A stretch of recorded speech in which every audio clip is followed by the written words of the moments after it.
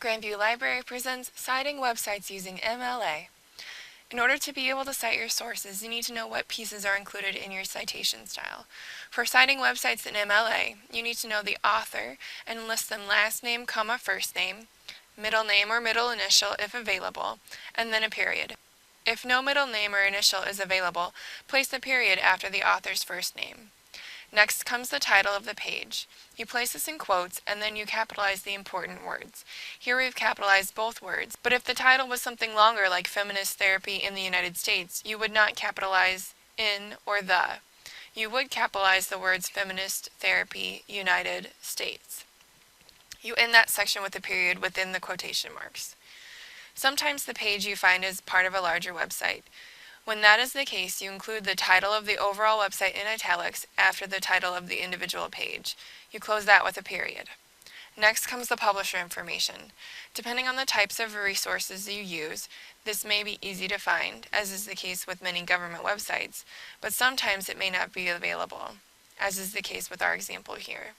To show that no publisher information was available, we use capital N, period, lowercase p, period.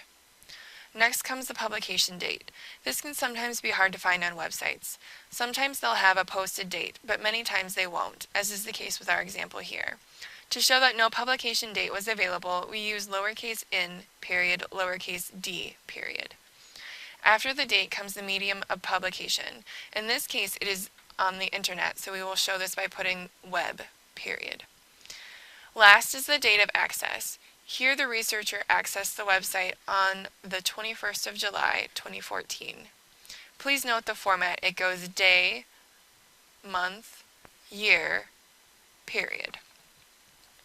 You can see that on the website the author's information is prominent.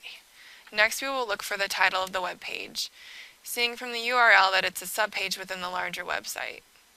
We will also look for publisher information and publication date information at the top and bottom of the page, but they are not available here. Last, we remember to include the medium of publication, web, and the date that it was accessed. In our other example, we can see that sometimes the author isn't always a person, but instead a corporation or organization. Then the format is similar to what we saw with the first example. It may feel repetitive, but it is important to include all the elements of this citation.